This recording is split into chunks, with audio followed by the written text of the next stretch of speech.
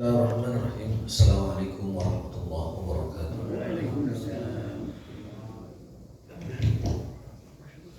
Alhamdulillahirabbil alamin wa bihi nasta'in ala umuri dunya waddin. Asyhadu an la ilaha illallah wahdahu la syarika lah wa asyhadu anna Muhammadan abduhu wa rasuluhu wa la nabiyya ba'dah. Adalah mana wa balagha risalah wa nasaha wa jahada fillahi wa jihadi hatta atahul yaqin tarakana ala al-mahjatil bayda lailuha kanahariha la yazigu anha illa halik. Allahumma shalli wa sallim ala nabiyyina Muhammadin wa alihi wa sahbihi wa sallam. Allahumma subhanaka la ilma lana illa ma 'allamtana wa 'allimna ma yanfa'una wa zidna ilman. Allahumma rabbana atina fid dunya hasanah wa fil akhirati hasanah wa qina adzabannar. Bapak sekalian yang dimuliakan Allah Subhanahu wa taala, tema kita hari ini adalah al-adhkar ba'da shalah. Adhkar ba'da shalah. Zikir-zikir selepas salat. Ya. Yang pertama kemarin adalah istighfar 3 kali, astagfirullah, astagfirullah, astagfirullah. Ini yang dasar ya, yang dasar. Yang kedua adalah Allahumma antas salam wa minkas salam. Kalau yang dalam hadisnya itu Allahumma antas salam wa minkas salam tabarakta ya dzal jalali wal ikram. Kalau di kita biasa dibaca Allahumma antas salam wa minkas salam wa alaika ya salam wa hina rabbana bisalam wa adkhilnal jannata darussalam. Kemudian setelah itu yang ketiga Allahumma la mani lima atait wa la mu'tiya lima manata wa la yanfa'u dzal jaddi minkal jadd.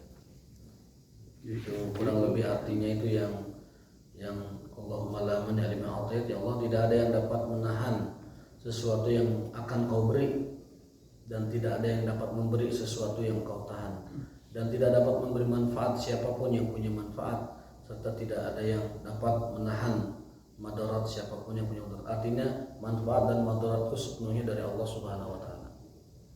Itu menumbuhkan keyakinan kepada kita bahwa sesuatu yang memang Allah akan kasih, Allah pasti kasih. Tidak akan ada yang bisa menahannya. Kalau sudah rezekinya tidak akan meleset bahasa orang. Begitupun sebaliknya, apa yang Allah tahan tidak akan yang dapat mendatangkan rezekinya, siapapun dia orangnya. Kalau sudah milik ya sudah, tidak akan meleset kemana-mana. Maka di sini yang namanya iri dengki tidak diperkenankan. Kenapa? Karena Allah sudah membagi adil apa yang dikehendakinya. Kalau orang dengki itu tandanya dia tidak menerima takdir Allah. Orang dengki itu tandanya dia tidak menerima takdir Allah pada orang lain dan tidak menerima takdir Allah pada dirinya sendiri. Tidak ada sifat qanaah. Padahal qanaah itu adalah pangkal kebahagiaan. Dalam sebuah tafsir, Imam Al-Qurtubi menjelaskan makna dari Rabbana atina fid dunya hasanah itu agar kita mendapatkan hasanah fid dunya dan hasanah fil akhirah. Di antara satu dari tiganya itu adalah memiliki sifat qanaah. Dalam sebuah hadis Rasulullah sabda, qad aflaha man aslama, sungguh beruntung orang yang aslama, hidup dalam keadaan muslim, wa ruziqa kifafan, diberikan rezeki untuk menopang kehidupannya, kecukupannya. Lalu yang ketiga, wa qanna'ahu Allah fi kulli syai', diberi sifat qanaah. Nah, orang tiga ini Rasul menyebutnya qad aflaha, sungguh beruntung orang seperti itu. Hidup dalam keadaan Islam, punya rezeki buat menopang hidup, diberi qanaah. Nah, itu dah sifat yang paling bahagia. Itu sudah menjadi peraih Rabbana atina fid dunya hasanah wa fil akhirati hasanah. Dengan qanaah orang super kaya menjadi miskin. Dengan qanaah orang super miskin menjadi merasa kaya. Jadi orang yang kaya apapun kalau tidak punya qanaah, miskin terus hatinya. Miskin terus ambisi terus, ingin terus. Keserakahannya itu mengurung jiwanya. Keserakahannya itu menjerat nuraninya, sehingga walaupun dia kaya raya tapi jiwanya sangat miskin. Ada orang seperti itu, Pak. Orang kaya pengen dimasukin ke daftar penerima bansos. Ada itu. Sampai menurut data kota itu akhirnya disebut menjadi kota termiskin di Jawa Barat. Padahal setelah survei kedua diadakan oleh yang independen, itu ternyata kesimpulannya adalah banyak orang-orang kaya yang malah menghinakan dirinya menerima bansos. Padahal itu orang miskin. Nah, artinya qanaah? Qanaah itu menerima ridho dan menerima ketentuan Allah Subhanahu wa taala. Banyaknya menerima dengan syukur, sedikitnya menerima dengan sabar. Maka orang qanaah itu selalu bermanfaat, baik dia qanaah sebagai orang kaya atau qanaah sebagai orang miskin. Dan qanaah adalah sumber aflaha, sumber kebahagiaan, sumber keberuntungan, dan sumber kemenangan orang-orang beriman. Beruntunglah orang yang Islam diberikan rezeki kecukupan dan memiliki sifat qanaah. Allahumma la mani lima a'taita wa la mu'tiya lima mana'ta wa la yanfa'u dzal jaddi minkal jadd. Kalau kita melihat orang lain memiliki banyak nikmat, selain kita mengucapkan barakallahu fik, ingatlah ayat Allah Subhanahu wa taala, a'udzubillahi minasyaitonir rajim, nahnu qasamna bainahum ma'isyatahum. Sungguh kami telah membagi setiap manusia itu ma'isyatahum, jatah ma'isyahnya masing-masing. Kalau ingat ayat itu, tidak ada celah kita ini untuk melihat ataupun iri dengki pada apapun. Ayatnya nahnu qasamna bainahum ma'isyatahum. Sungguh kami telah membagi ma'isyah orang per orang sesuai dengan kadar dari Allah Subhanahu wa taala. Nah, kalau sudah begitu, itu tertutup celah untuk sifat-sifat buruk yang ada pada diri kita. Karena selalu muncul ya. Ibnu Taimiyah mengatakan, kenapa hasad itu selalu ada pada manusia? Karena diantaranya hasad dengan jasad itu hanya beda titik. Hasadun jasadun. Hasad itu adalah sifat buruk, jasad itu sifat fisik. Artinya di dalam setiap jasad ada hasadnya.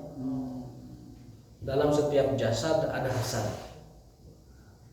Maka kita tidak bisa menghindar dari hasad kecuali mengendalikannya. Dengan pertama mendoakan barakallahu fika, dan yang kedua adalah dengan mengingat ayat Allah taala nahnu qasamna bainahum ma'isyatahum.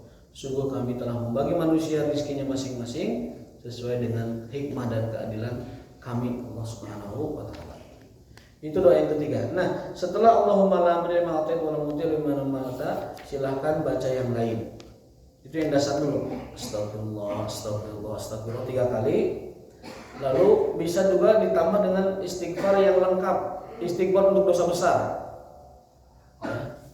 Istighfar dosa besar itu lengkap bacanya.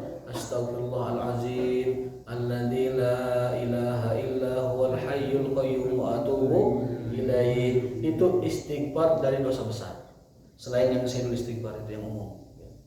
Dalam sebuah hadis, barang siapa yang membaca astaghfirullahalazim alladzi la ilaha illa huwal wa atubu ilaihi, kata Nabi, dia akan diampuni dosanya meskipun dosa itu kabur dari medan perang.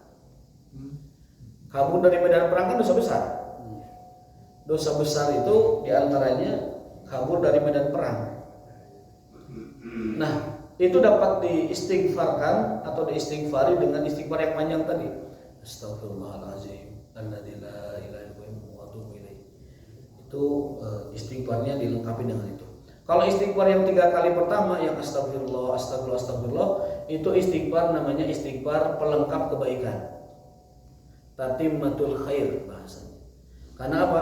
Karena ketika kita sholat barangkali banyak kekurangan, tidak khusyuk, rukun syaratnya tidak lengkap, dalam arti kata tidak sempurna begitu, atau hatinya melengos kemana-mana, tidak fokus, harusnya mikirin sujud, mikirin tasbih, mikirin kebesaran Allah, malah mikirin kebesaran hutang.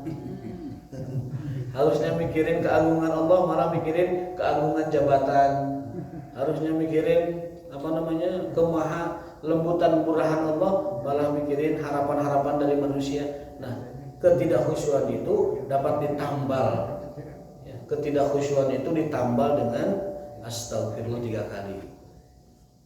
Maka istighfar itu fungsinya 3. Pertama sebagai zikir, karena Nabi setiap hari 100 kali istighfarnya. Yang kedua istighfar sebagai penyempurna kebaikan seperti pada sholat. Yang ketiga istighfar sebagai mohon pengampunan. Itu fungsi istighfar. Zikir, pengampunan, kemudian pelengkap kebaikan. Yang pada sholat itu namanya istighfar pelengkap kebaikan. Karena sholat bukan perbuatan maksiat, sholat bukan perbuatan dosa. Tapi kenapa istighfar? Tujuannya adalah untuk menambal kekurangan yang kita lakukan ketika kita sholat.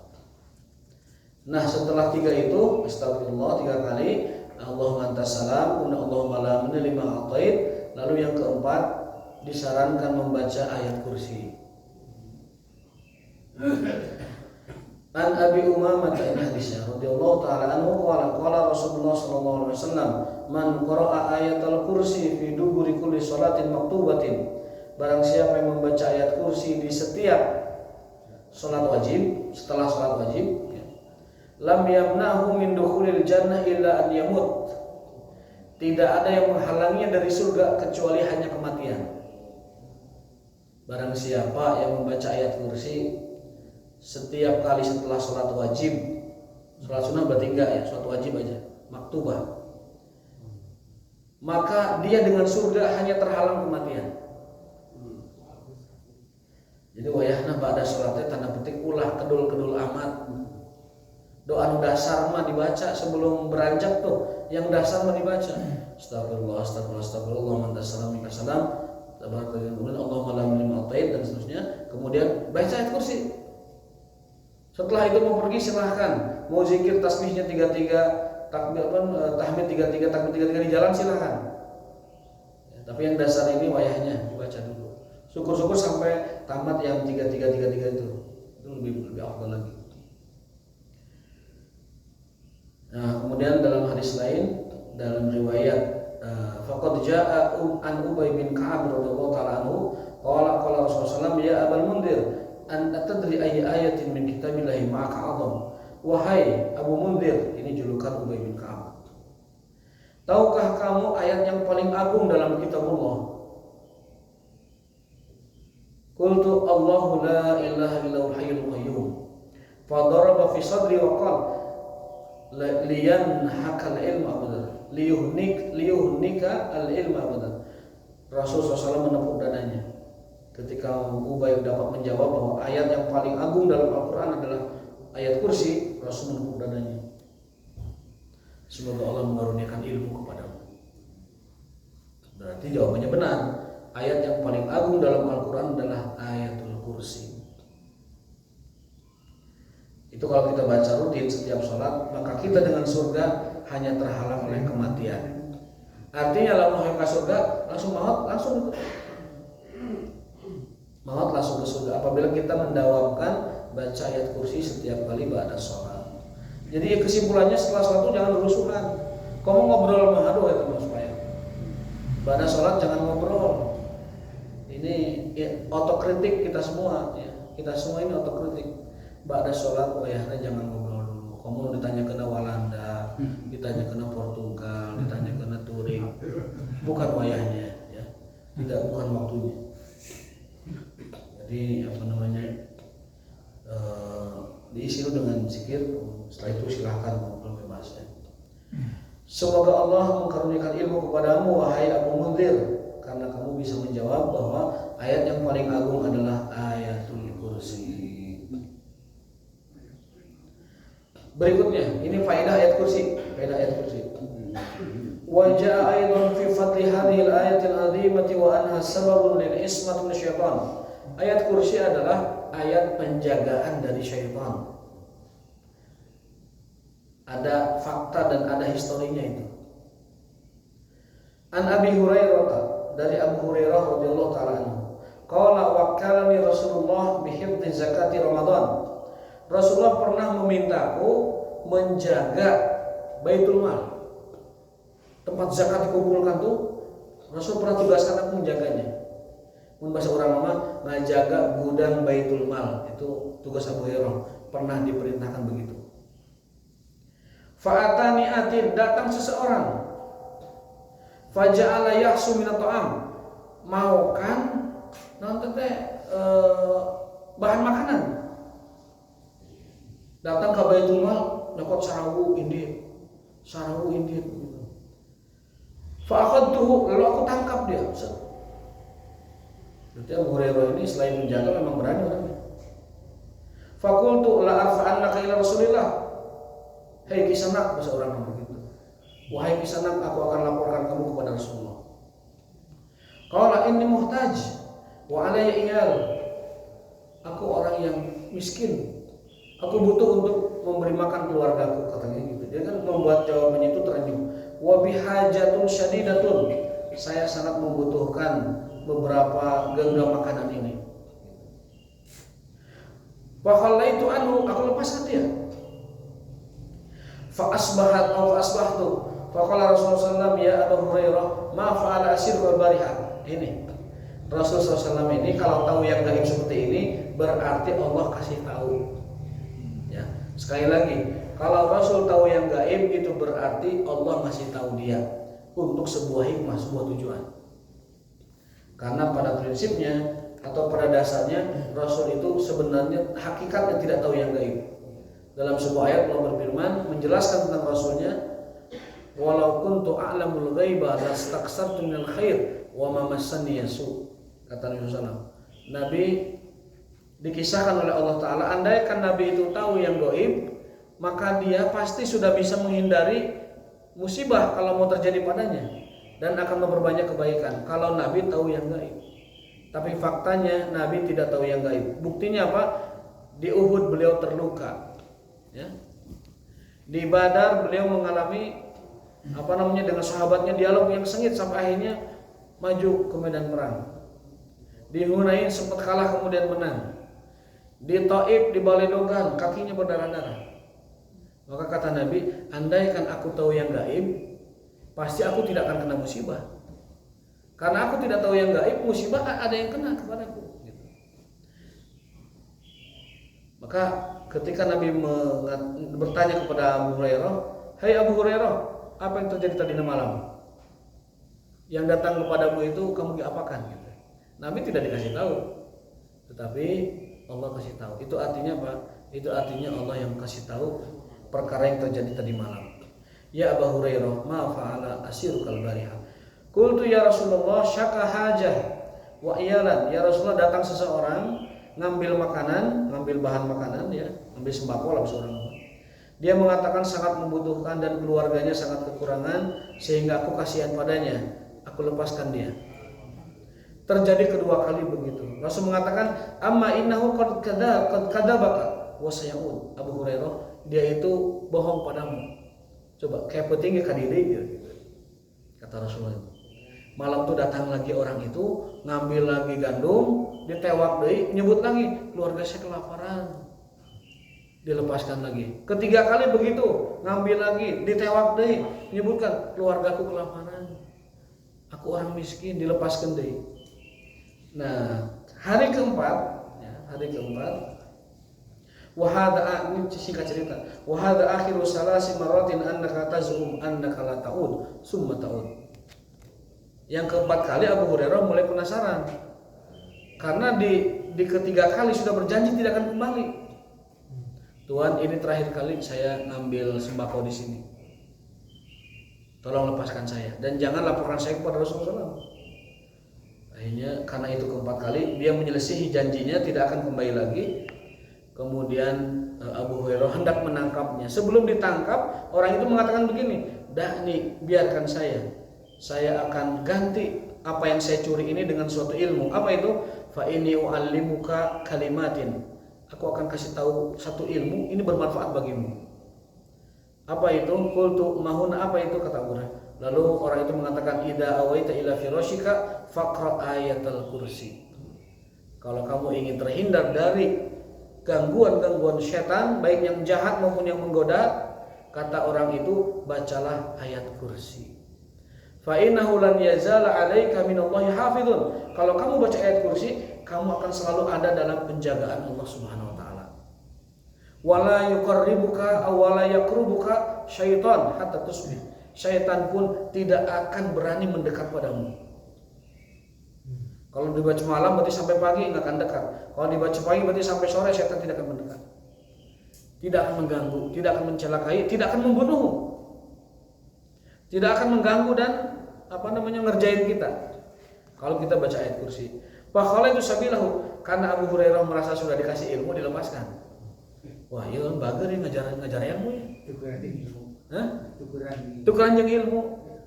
Sidu geus paling sembako 3 kali, yang ditewak deui, kela saya ngajarkan ilmunya. Oh ya, sok tuh apa itu ilmunya? Kasih tahu ayat kursi, dilepas. Itu tukuran yang ilmu. Padahal itu apa? Rasul bertanya lagi, "Ma fa'al asiru kal bariha?" Tadi malam gimana tawananmu wahai Abu Hurairah? Faqultu ya Rasulullah, wahai Rasulullah, za'ama annahu yu'allimuni. Rasulullah, dia mengajariku satu ilmu. Kalimat yanfa'uni, bermanfaat bagiku. Allah mendatangkan manfaat dengan kalimat itu. Fa sabilahu, aku bebaskan dia. Qala mahya, apa itu ya wahai Abu Hurairah? Aku menjawab padanya pada Rasulullah, idza awaita ila firashika, jika engkau hendak pergi ke tempat tidurmu, baca ayat kursi dari awal sampai akhirnya, yaitu sampai wala yu'minu wa huwal aliyul azim, sampai akhirnya satu ayat penuh. Apa komentar Nabi SAW? Dan Abu Hurairah menjelaskan dulu, kalau kamu baca itu maka Allah akan senantiasa hafidun alaik, akan senantiasa menjagamu, dan syaitan tidak akan berani mendekat kepadamu hingga pagi hari. Kalau dibaca pagi atau sore hari, hingga sore hari. Faqala Nabi SAW, Nabi bersabda, amma innahu qad sadaqaka wa huwa kadzub. Mun bahasa urang mah, dia itu berkata jujur, padahal aslinya dia pendusta. Jadi setan jin itu aslinya pendusta, tapi kali ini dia jujur padamu. Berarti jin gak anu ripuh, Pak. Mungkin nanti maling sembako. Gitu. Lain ripuh, maling dia. Berarti makan seperti makan kita. Minum seperti minum kita. Makanya kalau habis makan itu jangan biarkan cucian di wastafel itu lama. Itu tempat nongkrongnya jin paling banyak itu. Karena dia 6 bulan sisa kita. Tempat sampah di rumah itu tempat jin paling enak untuk berdiam diri dan juga memakan makanan sisa kita. Kalau ada sisa makan, buang langsung ke tong sampah. Jangan biarkan wastafel, piring-piring kotor numpuk. Itu tempat paling betah jin di situ. Pakaian kotor digantung itu paling betah jin di situ. Reungit lagi betah kamu di jin itu. Reungit lagi betah kamu di jin. Reungit laleur itu jin betah di tempat-tempat kotor, cucian piring, kemudian tong sampah di rumah. Kalau menjelang pada isya sebelum tidur, buang semua, bersihkan. Karena itu tempat bercokolnya jin yang paling betah. Nah, Abu Hurairah diajarkan oleh jin, oleh syaitan itu ayat kursi. Ya. Dan kata Rasul, dia itu pendusta, tapi kali ini dia jujur padamu. Artinya Rasul menguatkan bahwa ayat kursi memang benar-benar sebagai ayat perlindungan dari gangguan syaitan, dan Allah akan senantiasa menjadi hafizun, penjaga kita selama kita baca ayat kursi. Ta'lamu man tukhatib mundu salasi Abu Hurairah, wahai Abu Hurairah, tahukah kamu siapa yang kamu ajak bicara selama 3 hari kemarin itu? Qultulah, saya tidak tahu ya Rasulullah. Qala dzaka syaitan. Itulah syaitan. Jadi dari sini kita mendapat ilmu bahwa syaitan itu dapat berubah menjadi makhluk kasar. Sebagaimana malaikat, syaitan juga dapat bisa melakukannya. Ada syaitan yang nyiliwuri, ngebentuk sebagai ular, ada syaitan yang membentuk sebagai orang, dan lain sebagainya. Saya dulu pernah mengisahkan, ada guru kita itu jam 8 tuh pergi taklim, biasa ngisi taklim di masyarakat. Itu tiba-tiba jam 8:30 pulang lagi, makan ngopi, padahal kesemakan udah ngopi, makan ngopi, sudah ngobrol sama istrinya tuh. Nah jam 10 balik lagi, istrinya penasaran, tadi anak ke kantun, datang uya mah. Saya tidak pulang, jam 9 berangkat, langsung ke tempat taklim, nggak pulang jam 10. Nah yang model begitu setan. Tapi untungnya tuh tidak sampai diapa-apain, cuman minta makan sama ngopi. Nah berarti jin dia lapar Pak, butuh kopi dia. Maka ketika keluar rumah baca doa, jangan lupa minimal bismillah, minimal tadi bismillah tawakkaltu 'ala Allah la haula wala quwwata illa billah. Barang siapa yang membaca bismillah tawakkaltu 'ala Allah, kata Nabi apa? Kamu akan dijaga, kamu akan diberi petunjuk di luar, kamu akan diberi rezeki, dan yang keempat dijauhkan dari setan. Itu kalau kita keluar rumah baca bismillah tawakkaltu 'ala Allah la haula wala quwwata illa billahil aliyyil azim. Yang di rumah juga dijaga. Mungkin Ustaz tadi lupa baca itu, ya kan? Berangkat aja ke taklim, tiba-tiba datang lagi Ustaz itu, ternyata syaitan. jin ya. Yang kedua, dalilnya adalah kata Rasulullah SAW, kalau kita membaca bismillah, itu jin itu tidak punya tempat tidur dan tidak punya makanan. La asya wala ma'wa indakum. Kata jin temennya tuh ke jin yang lain bilangnya gitu. La ma'wa wala asya indakum. Artinya apa? Tidak ada tempat tidur bagimu, tidak ada makan malam untukmu. Cek babaturan ka jin itu. Itu artinya apa? Jin itu kalau tidak dibacain bismillah ikut tidur, Pak. Kabayang kita tidur dengan pasangan jin di tengah. Wow. Bayang, bismillah.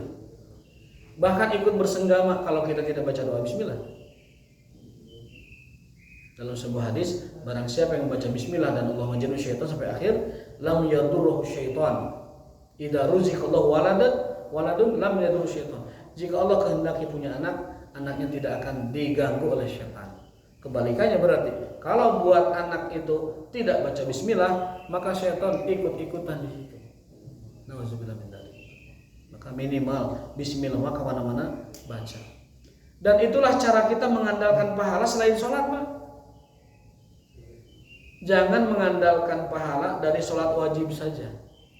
Kita bisa mengandalkan pahala dari ibadah-ibadah yang sehari-hari kita lakukan. Dengan cara apa? Dengan cara membaca bismillah. Kerja kita jadi ibadah kalau dengan bismillah, ya. Nganggur kita jadi ibadah kalau baca bismillah. Ngusap kita jadi ibadah kalau baca bismillah sambil tafakur kan. Allahu Akbar. Allahu Akbar. Jadi kita mesti mengandalkan banyak pahala bukan dari ibadah-ibadah mahdhah, tapi ibadah yang lain dengan cara membaca bismillah di setiap aktivitas kita. Itu menjadi pahala andalan yang kita bisa andalkan. Nah, syaitan ya. Kisah lain adalah ketika Rasulullah SAW punya proyek pembangunan parit di perang Khandaq. Itu ada sahabat yang minta izin karena pengantin baru, ya Rasulullah, saya minta izin baru nikah, masih bulan madu nih. Oh silahkan pulang kamu ke rumah kamu keluargamu. Ketika itu dia mendapati mendapati istrinya di depan rumah, hendak ditamparnya, falatomah, tapi ditangkis. Kamu jangan sembarang gampar, bahasa orang begitu kan. Lihat dulu ke dalam ada apa. Ketika lihat ke dalam ada ular besar tidur di kasurnya. Makanya istrinya tidak mau tidur di situ karena ada ular besar. Lalu sahabat itu berkelahi dengan ular itu. Mati ular itu. Malamnya sahabat itu mati. Ularnya balas dendam. Balat-balatnya itu balas dendam. Maka sebelum bunuh ular, pastikan doanya dulu. Bismillah, gabret langsung. Kalau kita kalah oleh dia karena pertahanan kita kurang, maka kita bisa dibunuhnya. Dan dalam riwayat itu sahabat itu pun mati kemudian diserbu atau diserang oleh teman-teman si ular itu. Maka kita mesti berlindung pada Allah SWT dari kejahatan setan, yang kadang setan itu berubah wujud menjadi makhluk kasar. Jadi kalau ada tiba-tiba malam kita mau tahajud di dita aya nu ngadeg berdiri, jangan takut. Kalaupun dia manusia, jelmaan setan tidak apa-apa. Mungkin itu setannya setan muslim. Kalau kita misalkan ke lapangan tiba-tiba di bawah pohon itu ada yang kieu gitu. Tanya aja, kalau dia memang manusia akan menjawab, kalau dia memang setan juga akan menjawab. Buktinya Abu Hurairah berdialog dengan jin sampai 3 malam, ya kan? Jadi tidak usah takut. Dia punya kemampuan menjelma menjadi manusia, dan dia punya kemampuan untuk menjelma sebagai hewan, dan punya kemampuan menjelma sebagai apa-apa. Jadi kalau kita buka pintu di depan rumah, tiba-tiba ada yang duduk di situ, camunuk begitu tah, di depan kursi. Taros we Pak, Kang, di mana? Nah, gitu. Itu bisa jin, itu bisa orang. Jadi tidak masalah, Karena ya. Terkait dengan masalah khusyuk ini. Kalau orang sedang sholat tidak khusyuk ini akibat dari manusia itu sendiri atau gangguan setan? Dua-duanya. Dan maksud saya pada saat setan masuk ini artinya kita sedang ditinggalkan oleh Allah. Bukan sedang tinggalkan, setan memang menyelinap dia Mas. Karena ini terkait dengan misalnya banahnu aqrabu ilaihi min Ya. Artinya Allah dalam diri kita. Kemudian juga dalam Ad-Duha itu mawada'na rabbuka wa ma qala, Allah tidak akan meninggalkan. Ya. Tapi dalam konteks ini yang dominan sifat manusia atau sifat Itu tafsirnya berbeda Pak. Tafsirnya berbeda. Kalau wa nahnu aqrabu ilaihi min hablil warid itu tafsirnya tentang Allah dengan domir nahnu. Kalau Allah menyatakan dirinya pakai domir kita, itu artinya malaikat. Bahwa yang ada di urat nadi kita itu bukan Allah, tapi malaikatnya.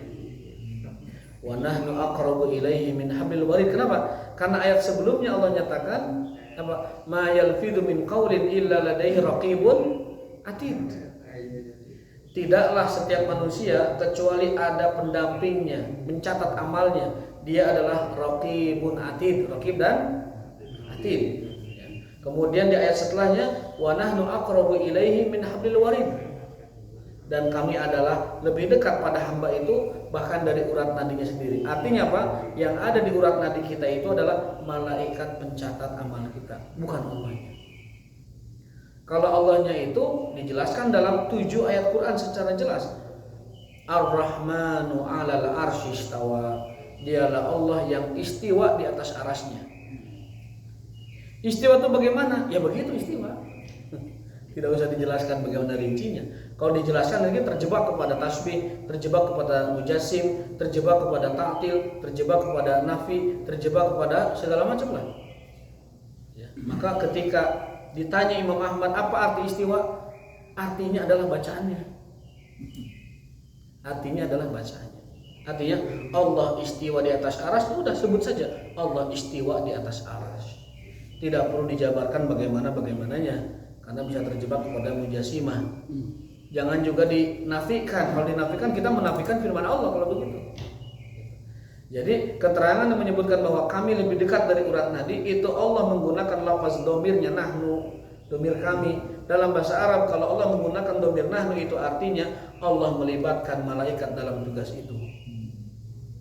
Adapun alam semesta ini Allahu muhitum bi ilmihi wa qudratihi. Allah meliputi, Allah mengetahui detail dari seluruh yang terjadi pada makhluknya di alam semesta ini. Gitu. Jadi Allah istiwa di atas aras dan Allah meliputi dengan ilmu dan kudratnya seluruh apa yang terjadi pada makhluknya di alam semesta ini secara detail. Kenapa saya sebut secara detail? Karena orang Syiah dan Mu'tazilah tidak percaya bahwa Allah itu mengetahui yang detail. Orang Mu'tazilah, orang Syiah tidak meyakini Allah itu tahu detail segala sesuatu. Manusia tubuhnya diserang virus. Nah, detail virus itu bagaimana? Mereka tidak meyakini Allah tahu detailnya gitu. Taunya tuh Allah nyiptain virus saja. Nah, ini kekurangan pemahaman akidah di dalam hal ini, bahwa Allah itu, kita Ahlussunnah wal Jamaah meyakini Allah itu muhitum bi ilmihi wa qudratihi wa bil kulliyati wal juz'iyah, dengan ilmu yang umum dan ilmu yang detail. Allah tahu. Artinya di setiap virus dan anak virus yang paling kecil sekalipun, 1/10⁻⁹ taruhlah begitu, Allah tahu itu. Itu akidah Ahlussunnah wal Jamaah. Kalau akidah yang lain tidak sampai tahu detailnya. Ini berbahaya karena menyebut Allah tidak tahu detail nanti mengurangi keimanan. Dan bisa jadi mungkin menolak keimanan waliyadzubillah. Itu yang pertama, bahwa wa mayalfidu ladaihi raqibun atid, bahwa Allah itu lebih dekat dari urat nadi, itu artinya adalah malaikat pencatat amal kita. Dia lebih dekat dari urat nadi kita sehingga menulisnya dengan baik. Adapun Allah mengetahui hambanya lebih dari apa yang hamba itu ketahui pada dirinya, karena muhitun, mengetahui, meliputi ilmunya segala sesuatu. Lalu yang kedua tadi apa sih? Yang kedua tadi pertanyaan yang kedua tadi sholat khusyuk. Mawadda'a qarabuka wa qala, itu konteksnya bahwa Nabi Muhammad SAW ketika telah turun ayat pertama Iqra bismi rabbikal ladzi khalaq, turun ayat berikutnya itu lama. Kalau dalam riwayat ada yang bukan 3 bulan, ada yang pun 3 tahun.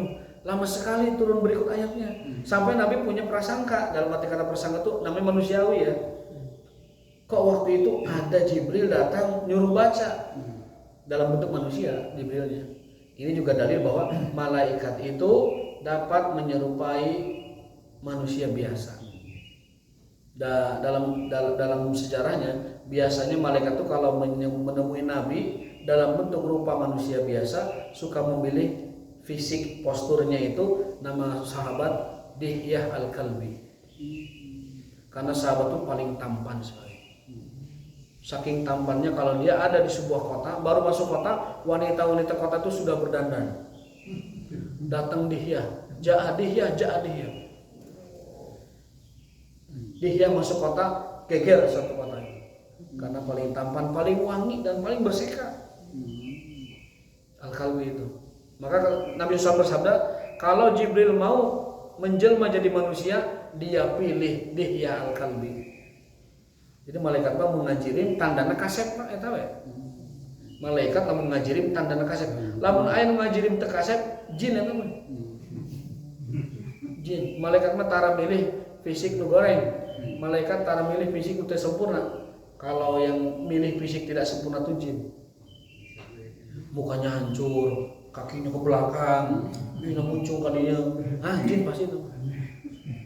Bentuknya aneh. Kakinya teu napak, awakna cucukan, rambutna teu puguh, jin pasti. Kalau malaikat mereka selalu memilih fisik yang sempurna. Dalam hadis Nabi, selalu malaikat itu memilih Dihyah Al-Kalbi di zaman Nabi untuk memilih. Nah, Nabi Muhammad SAW ketika menunggu wahyu kedua, dalam riwayat itu 3 bulan, riwayat lain 3 tahun. Bayangkan Pak, kita sudah dapat ayat pertama di Gua Hiro, tiba-tiba ngamplang 3 bulan nggak lagi temu itu. Dalam riwayat lain 3 tahun nggak ketemu, gimana coba stresnya? Sampai Nabi naik bukit ke gunung, saking putus harap, mungkin bahasa orang putus asa lah, dan takut juga yang datang dulu itu siapa gitu. Nabi sampai ke atas bukit, kemudian melihat langit, lalu mengatakan, kayaknya Tuhan saya mulai meninggalkan saya. Mawada'aka rabbuka wa ma qala.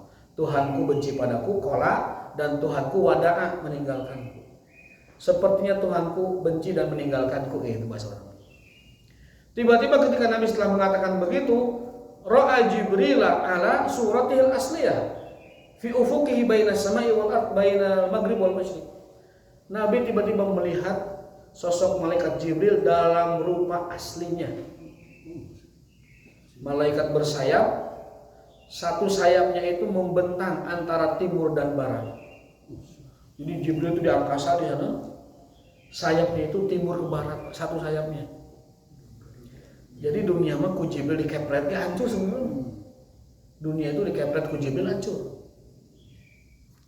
Nah setelah malaikat menampakkan dirinya sebagai bentuk, nih gua nih Jibril, utusan Allah, tidak meninggalkanmu gitu.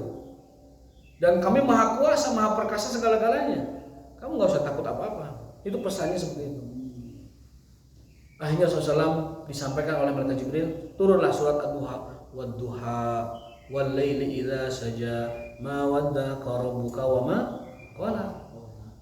Allah bersumpah dengan waktu duha dan bersumpah dengan waktu malam manakala gelap gulita.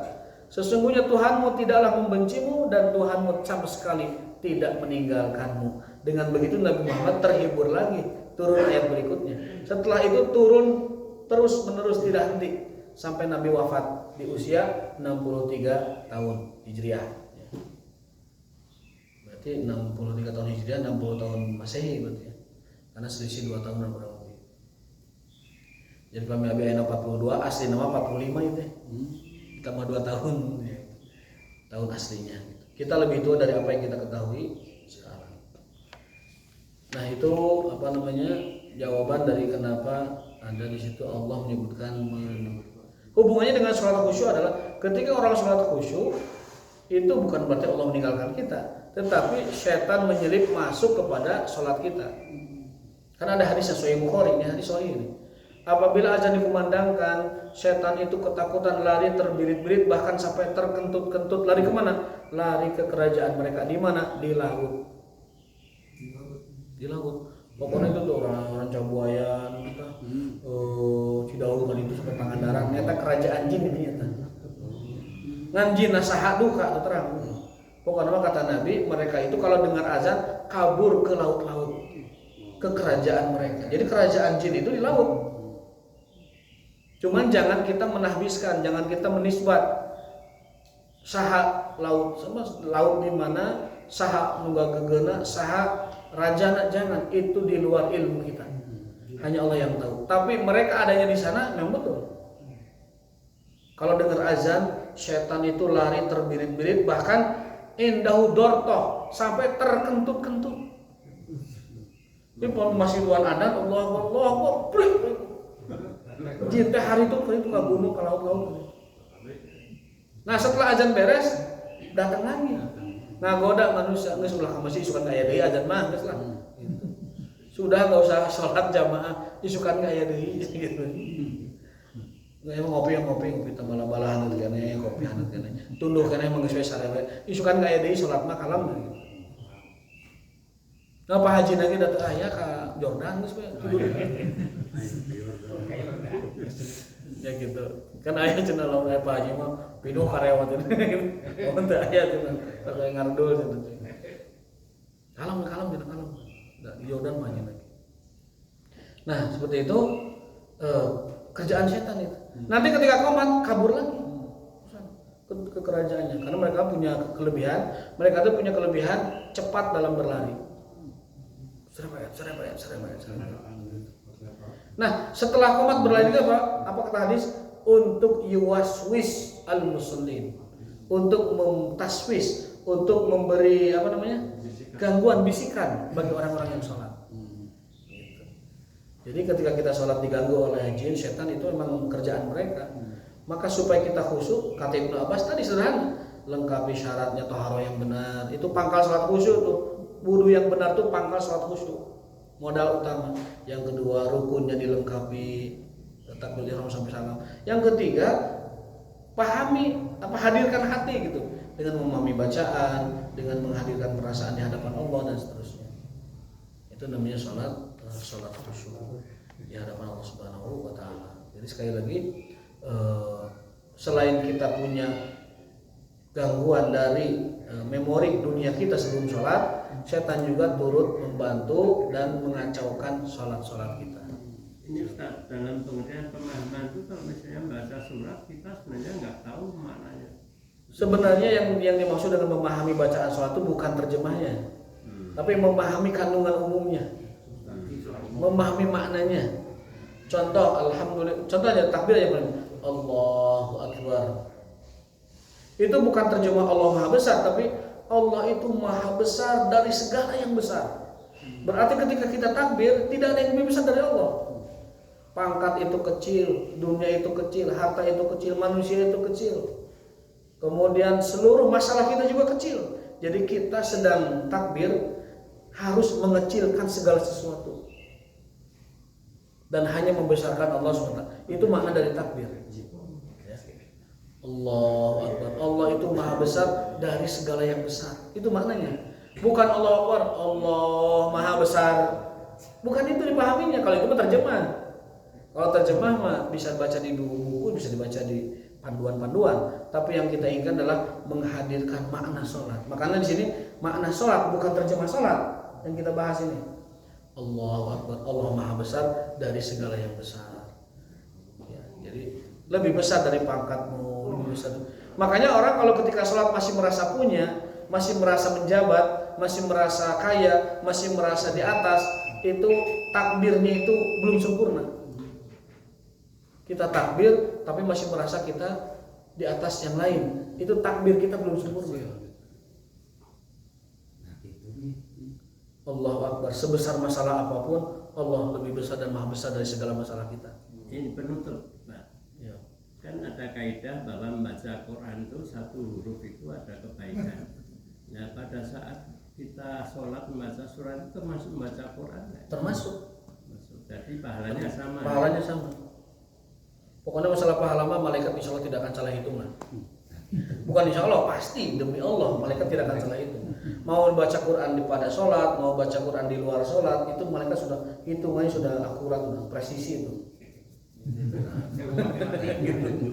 Nah, jadi termasuk bacaan sholat, termasuk juga doa-doa sholat, doa-doa yang di luar dan di dalam sholat itu semua tercatat dan semua ada pahalanya.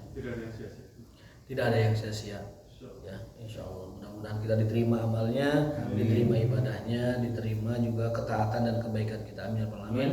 Dan mudah-mudahan Allah menjaga kita dari gangguan setan dan subhat-subhat dunia. Allah taala bisawab alam, Allah taala bimuradihi wa taufiquna illa billah. Rabbana atina fid dunya hasanah wa fil akhirati hasanah wa qina adzabannar. Wassalamualaikum warahmatullahi wabarakatuh.